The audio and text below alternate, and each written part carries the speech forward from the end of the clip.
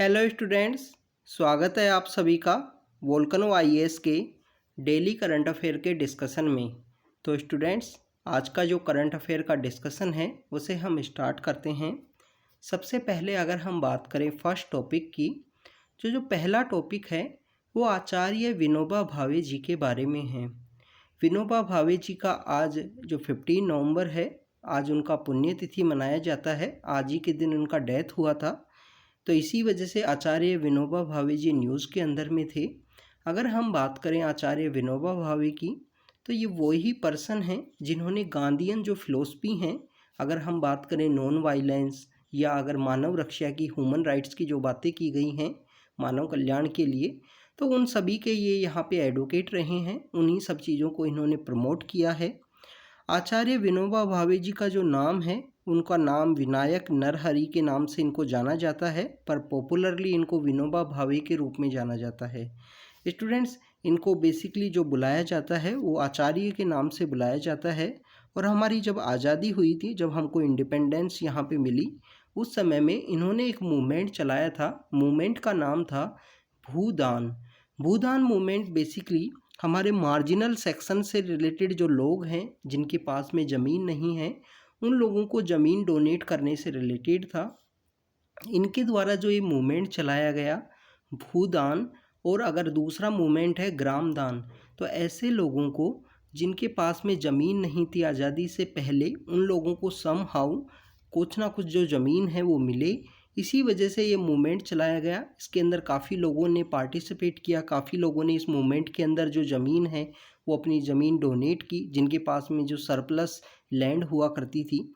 इसके अलावा स्टूडेंट्स, इनको यहाँ पे कंसीडर किया जाता है नेशनल टीचर ऑफ इंडिया, और स्पिरिचुअल सक्सेसर हैं हमारे महात्मा गांधी जी के, ये सक्सेसर के रूप में इनको जाना जाता है। एमिनेंट फिलोसफर रहे हैं।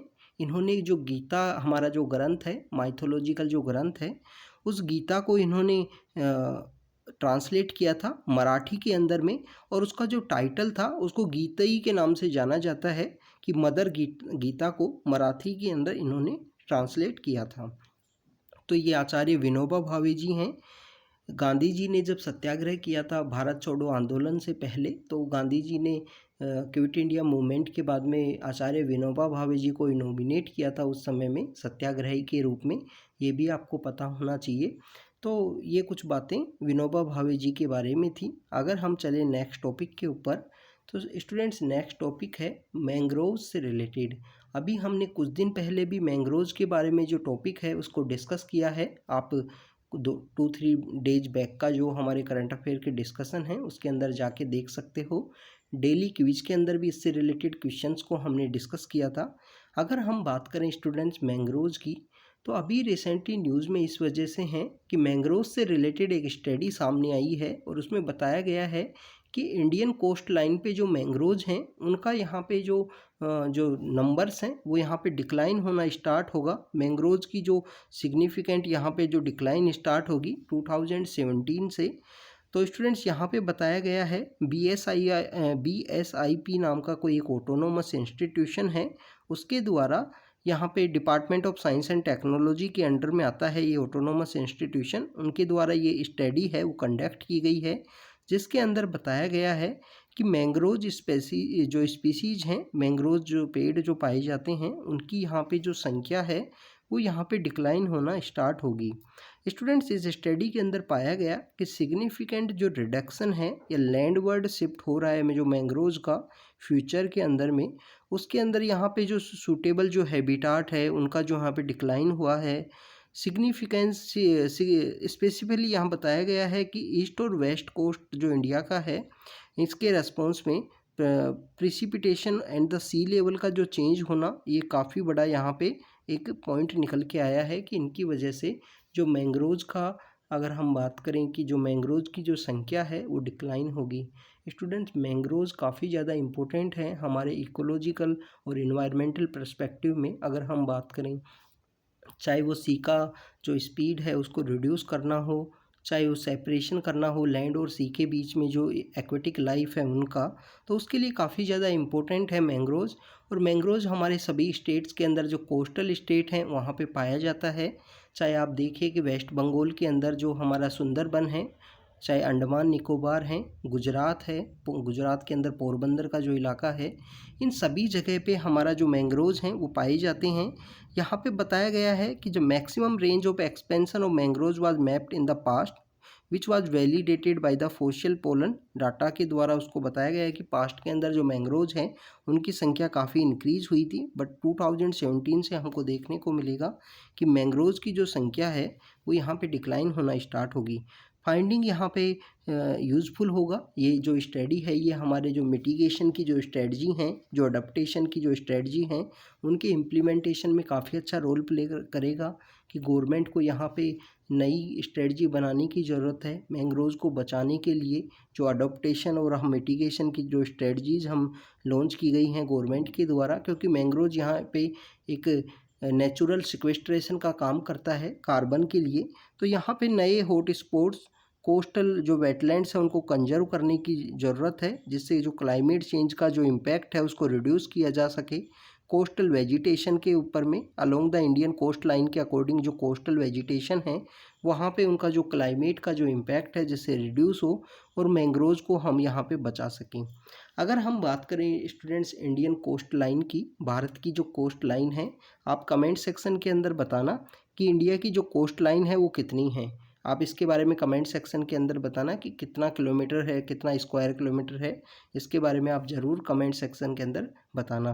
तो इंडियन कोस्ट लाइन है वो वल्नरेबल है to the impact of climate और सी लेवल का जो चेंज होता है उसके लिए, और इतना कोई ज़्यादा यहाँ पे गवर्नमेंट के द्वारा अटैम्प्ट नहीं किए गए हैं जिससे जो कोस्टल वेटलैंड स्पीसीज़ हैं इनका जो मैनेजमेंट किया जा सके। तो मैनेजमेंट से रिलेटेड जो एफर्ट्स हैं वो गवर्नमेंट के द्वारा नहीं लगाए गए हैं।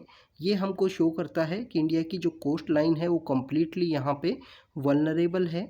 चाहे हम बात करें क्लाइमेट चेंज का कोई इम्पैक्ट हो, सी लेवल का यहाँ पे जो कंटिन्यूस राइज हो रहा है सी लेवल, चाहे उसका यहाँ रीजन हो, तो ये हमको देखने को मिलता है कि Indian coastlines are the presently vulnerable phase में हैं। इस गैप को फिल करने के लिए स्टडी के अंदर बताया गया है कि जो प्रोजेक्ट हैं उनको पोटेंशियल इम्पैक्ट होना चाहिए क्लाइमेट चेंज का। मैंग्रोव्स और कोस्टल जो वेटलैंड्स हैं इनको बचाने की ज़रूरत है। इसके अलावा यहाँ पे स्टडी ने ये भी सजेस्ट किया है, जो रिसेंटली स्टडी मैंग्रोव्स के ऊपर कंडक्ट की गई है, कि इफ़ेक्टिव बफर जोन्स को क्रिएट करने की, इस्टेब्लिश करने की ज़रूरत है। कुछ ऐसे बफर जोन बनाने की ज़रूरत है कि जिससे इन एरियाज़ को कंजर्व किया जा सके, नैरो डाउन किया जा सके जो नॉन कंजर्वेटिव एरिया हैं उनके एफर्ट्स को कोर कंजर्वेटिव एरियाज़ के अंदर में। Adoption preventing measures can turn some area into highly suitable region for facilitating the growth of the these mangroves species. Mangroves की अगर हम बात करें स्टूडेंट्स, मैंग्रोव्स सपोर्ट करते हैं न्यूमरियस इको सिस्टम जो सर्विस हैं उनको यहाँ पे सपोर्ट किया जाता है मैंग्रोव्स के द्वारा। हमको यहाँ पे देखने को मिलता है कि ये जो हेल्प है वो रिड्यूस करती है कोस्टल का जो इकोलॉजिकल रिस्क है उसको भी यहाँ पे रिड्यूस किया जाता है। जो यहाँ पे रिस्क काफ़ी डेंजरस हो सकती है उसको यहाँ रिड्यूस कर देता है बेसिकली मैंग्रोव्स के जो फॉरेस्ट हैं, जो मैंग्रोव्स फॉरेस्ट।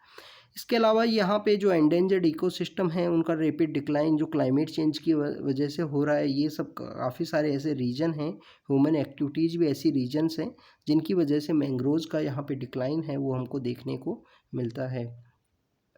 स्टूडेंट्स अगर हम बात करें नेक्स्ट टॉपिक की, नेक्स्ट टॉपिक है grid controller of India limited.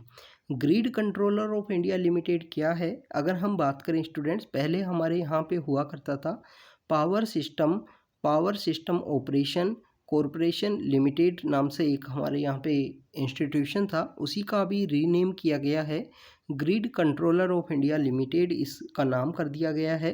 Basically grid controller जो इंडिया लिमिटेड है, ये grid controller of India limited यहाँ पे ऑपरेट करेगा नेशनल लोड डिस्पैच सेंटर के रूप में, और 5 इसके लोड डिस्पैच सेंटर के रूप में रीजनल ऑफिसेज होंगे।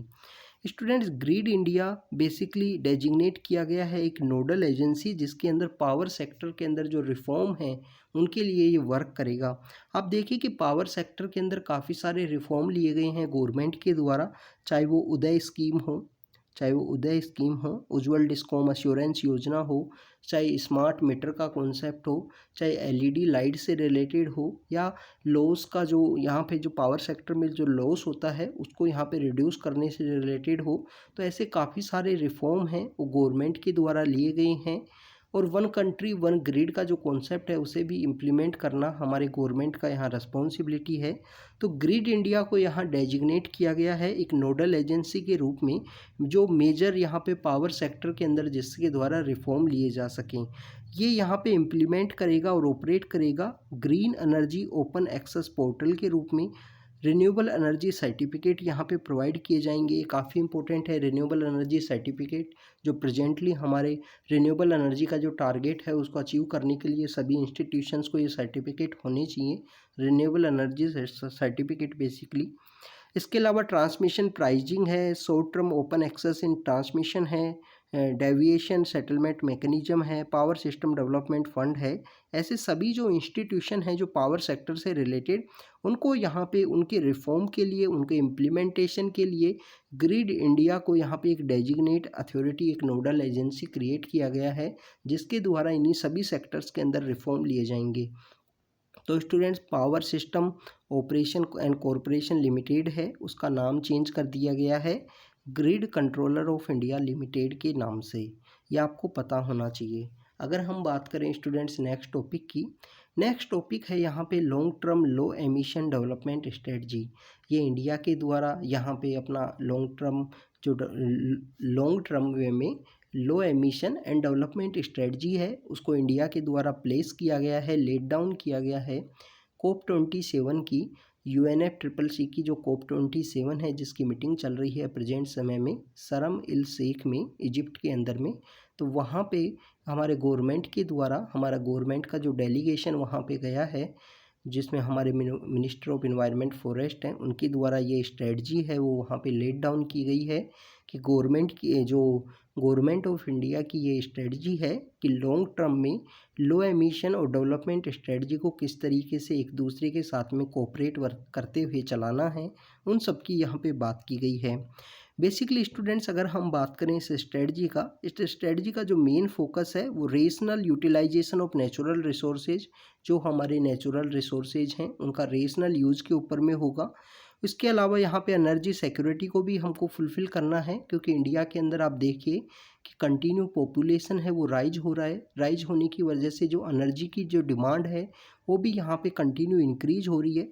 तो एनर्जी की जो डिमांड है उसको यहाँ पे कंटिन्यू फुलफ़िल करनी है हमारी एनर्जी की डिमांड, एंड ट्रांजिशन करना है हमको जो फोशियल फ्यूल बेस हमारी जो इकोनॉमी है, जिससे हमारी जो इकोनॉमी, जो हमारी एनर्जी की जो डिमांड है वो यहाँ पे ट्रांसफ़र हो सके, sustainable and all inclusive manner में यहाँ पे ट्रांसफ़र की जा सके। तो स्टूडेंट्स, ये बेसिकली इस स्ट्रेटजी का मेन फोकस है कि यहाँ पे हमको नेचुरल रिसोर्सेज का रेशनल वे में यूटिलाइज करते हुए हम यहाँ पे एनर्जी सिक्योरिटी को, यहाँ डिमांड को यहाँ पे फुलफ़िल कर सकें। इसके अलावा यहाँ जो फोशियल फ्यूल जो इकोनॉमी है, फोशियल फ्यूल जो एनर्जी का हमारा डिमांड है उसको यहाँ पे इंक्रीज करके, उसको यहाँ चेंज करके sustainable and smooth all inclusive manner में उसको ट्रांसफ़र किया जा सके। इसी के लिए 2021 के अंदर में हमारी गवर्नमेंट के द्वारा नेशनल हाइड्रोजन मिशन लॉन्च किया गया था। Sorry students, national hydrogen mission 2021 के अंदर लॉन्च किया गया। नेशनल हाइड्रोजन मिशन है उसके अंदर इंडिया को एक ग्रीन हाइड्रोजन हब है उसके रूप में यहाँ क्रिएट करना है।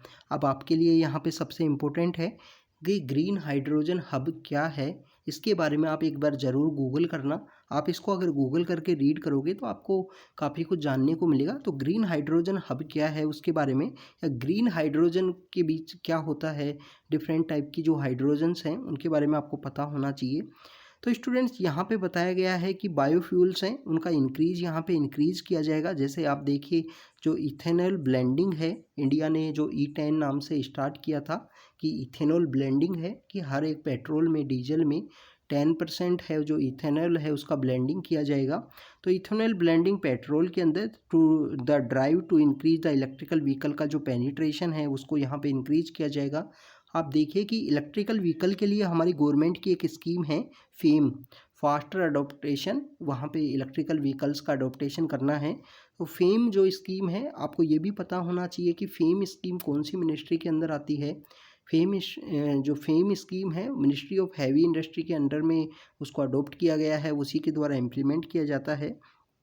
तो जिससे यहाँ पे बायोफ्यूल्स का इंक्रीज हो सके, बायोफ्यूल को इंक्रीज किया जाएगा यूज़ उसका बेसिकली। और यहाँ पे बताया गया है कि पेट्रोल के अंदर ब्लेंडिंग की जाएगी, जिसमें इथेनॉल ब्लेंडिंग काफ़ी मेन है। E10 एंड E20 इंडिया के द्वारा लॉन्च किए गए इनिशिएटिव हैं। यहाँ पे इलेक्ट्रिकल व्हीकल्स का पेनिट्रेशन को इंक्रीज करना है कि जिससे कम से कम फॉसिल फ्यूल का यहाँ पे एमिशन हो, और यहाँ पे जो ग्रीन हाइड्रोजन है उसका यूज़ है वो यहाँ पे इंक्रीज हो सके, जिससे लो कार्बन का डेवलपमेंट हमको देखने को मिले ट्रांसपोर्ट सेक्टर के अंदर में। ट्रांसपोर्ट सेक्टर में जो कार्बन है उसका यहाँ पे जो हम बात करें कि जो एमिशन है वो हमको कम से कम देखने को मिले, और फास्ट हमारा जो ट्रांसपोर्ट सेक्टर है वो कम्प्लीटली यहाँ पे ट्रांसमिशन हो जाए उसका लो कार्बन के एमिशन वाले एरियाज़ के अंदर में। इसके अलावा अगर हम बात करें स्टूडेंट्स इंफ्रास्ट्रक्चर के वे में गवर्नमेंट के द्वारा जो इनिशिएटिव लिए गए हैं, आप देखिए कि स्मार्ट सिटी का एक इनिशिएटिव लॉन्च किया गया था गवर्नमेंट के द्वारा। इंटीग्रेटेड सिटीज़ की प्लानिंग की जा रही है, जिससे कम से कम यहाँ पे कार्बन का एमिशन हो, कम से कम ऐसा कुछ जो मैक्सिमम एनर्जी है उसका गेन किया जा सके। तो इंटीग्रेटेड प्लानिंग की जा रही है for mainstreaming the adaptation, जो कॉन्सेप्ट है एनर्जी का एनहेंस किया जाएगा। Resource efficiency, effective green building है, ग्रीन बिल्डिंग कोड है जो इंडिया के द्वारा स्टार्ट किया गया है। Rapid development in innovative solid and liquid waste management में हमारे इसके लिए आपको 2016 की जो इंडिया की जो गाइडलाइन है सॉलिड वेस्ट मैनेजमेंट से रिलेटेड, उनको भी अडोप्ट किया गया है। तो ये कुछ यहाँ पे स्ट्रेटजी हैं जिनको यहाँ पे यूज़ किया गया है। आप देखिए कि ट्रांसपोर्ट सेक्टर में हमने बायोफ्यूल है, इथेनॉल है। अगर हम इंफ्रास्ट्रक्चर या सिटीज़ के डेवलपमेंट में जो ग्रीन कोड है, ग्रीन बिल्डिंग है, इनको यहाँ पे अडोप्टेशन, स्मार्ट सिटी इनिशिएटिव है, इंटीग्रेटेड प्लानिंग है। इसके अलावा अगर हम बात करें एनर्जी एफिशिएंसी को इम्प्रूव करने के लिए performance achieve and trade PAT scheme है उसको लॉन्च किया गया। परफॉर्म अचीव एंड ट्रेड है उसको यहाँ पे लॉन्च किया गया है। नेशनल हाइड्रोजन मिशन है, हाई लेवल ऑफ इलेक्ट्रिफिकेशन किया गया है हमारे सभी एक्टिविटीज़ में। इसके अलावा जो सर्कुलर इकोनॉमी है, एक्सप्लोरिंग ऑप्शंस हैं, हार्ड टू अबेट सेक्टर हैं, स्टील, सीमेंट, एल्यूमिनियम, इन सभी सेक्टर्स के अंदर में जो मटेरियल की एफिशिएंसी है उसको इंक्रीज करने से रिलेटेड काफ़ी सारे इनिशिएटिव हैं गवर्नमेंट के द्वारा लिए गए हैं। इंडिया यहाँ पे अपना जो INDC टारगेट है उसको अचीव करने के ट्रैक के ऊपर है, जिससे वो यहाँ पे कमिटमेंट किया है इंडिया ने 5 से 3 बिलियन टन का जो एडिशनल कार्बन सिक्वेस्ट्रेशन है फॉरेस्ट में या ट्री कवर के रूप में 2030 तक उसको यहाँ डेवलप करना है। आप देखिए कि इसके लिए गवर्नमेंट के द्वारा काफ़ी सारा जो ट्री प्लांटेशन आपको देखने को मिलेगा कि ट्री बेसिकली नेचुरल सिंक होते हैं कार्बन के लिए, तो नेचुरल सिंक के रूप में काम करते हैं। तो यहाँ पे फॉरेस्टेशन किया गया है। आप देखिए कि हमारा जो रोड बनती हैं, जो मिनिस्ट्री ऑफ जो basically highway and road transport है उनके द्वारा भी एक इनिशिएटिव लिया गया था। अगर कोई प्रोजेक्ट यहाँ बेसिकली 100 करोड़ का कोई रोड बनता है, कोई प्रोजेक्ट है, तो उसका जो 1% जो पैसा है वो यहाँ पे लगाया जाएगा कि रोड के ऊपर में, रोड के नियर बाई एरियाज़ में यहाँ पे जो प्लांटेशन है वो किया जाएगा, क्योंकि ट्री होते हैं वो नेचुरल सिंक के रूप में काम करते हैं। और नेचुरल सिंक के रूप में काम करने की वजह से जो व्हीकुलर पोल्यूशन यहाँ पे इंक्रीज होगा, उसको यहाँ पे ट्रीज के द्वारा यहाँ पे उसको सिंक के रूप में उसको एडजस्ट किया जा सके। इसके अलावा क्लाइमेट फाइनेंस के लिए डेवलप्ड कंट्रीज़ का जो प्रोविज़न है उसको एक सिग्निफिकेंट रोल के रूप में यहाँ काम कर सके। तो ये गवर्नमेंट के कुछ, हमारी इंडिया के कुछ इनिशिएटिव्स हैं।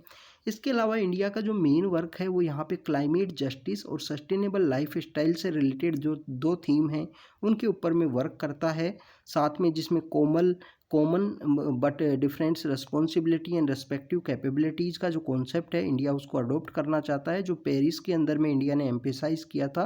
पेरिस के अंदर जो COP21 की मीटिंग हुई थी UNFCCC की, उसके हार्ट में जो लो कार्बन लो एमिशन फ्यूचर की इंडिया ने वहाँ बात की थी कि कम से कम कार्बन का एमिशन हो, लो कार्बन यहाँ पे हम अडोप्ट कर सकें फ्यूचर के लिए। इंडिया यहाँ पे जो ग्लोबल वार्मिंग है उसके बारे में इंडिया ने अपने पॉइंट्स रखे हैं कि इंडिया ग्लोबल वार्मिंग के अंदर में यहाँ पे बहुत कम है, लिटिल अमाउंट में कंट्रीब्यूट करता है। हिस्टोरिकल इसका कंट्रीब्यूशन रहा है। जो ग्रीन हाउस गैसेज से रिलेटेड जो कंट्रीज हैं उनका यहाँ पे जो हिस्टोरिकल कंट्रीब्यूशन रहा है उनको यहाँ पे रिस्पॉन्सिबिलिटी निभाने की ज़्यादा ज़रूरत है। इसके अलावा बताया गया है कि इंडिया की एनर्जी की डिमांड है डेवलपमेंट के लिए। India is committed to pursuing the low carbon strategy for development and actively pursuing them as per the national circumstances. India need to build the climate resilience. तो ये यहाँ पे India के द्वारा कुछ प्रॉमिस किए गए हैं, कुछ बातें बताई गई हैं। तो स्टूडेंट्स ये बेसिकली इंडिया की जो स्ट्रेटजी इंडिया ने अभी COP27 के ऊपर में रखा है, लो term low emission development strategy, जो COP27 के अंदर रखी गई है। UNFCCC की जो मीटिंग है शर्म एल शेख के अंदर हो रही है वहाँ पे, इसके बारे में आपको पता होना चाहिए। Grid controller of India limited के बारे में देखा, जो पावर सेक्टर में रिफॉर्म से रिलेटेड है। हमने यहाँ पे मैंग्रोव्स के बारे में देखा और आचार्य विनोबा भावे जी के बारे में देखा, भूदान आंदोलन के जो हमारे जो जनक थे जिन्होंने भूदान आंदोलन चलाया और मार्जिनल सेक्शन के लिए जिनके द्वारा जो ज़मीन है वो डोनेट करवाई। काफ़ी अच्छा मूवमेंट था। तो स्टूडेंट्स ये आज का हमारा करंट अफेयर का डिस्कशन था। आप रिवीजन कीजिए, अच्छे से याद कीजिए, सभी अपनी जो भी कॉन्सेप्ट्स हैं उनको कहीं ना कहीं नोट डाउन भी कीजिए और रेगुलरली स्टडी करते रहिए स्टूडेंट्स, क्योंकि रेगुलर आप स्टडी करोगे तो आपको अपना जो एग्ज़ाम है उसके लिए हम यहाँ पे ज़्यादा से ज़्यादा हार्डवर्क करेंगे, उसी से हमारी जो सक्सेस है वो हमारी इंक्रीज होगी, सक्सेस की जो रेट है। तो thank you students, thank you very much.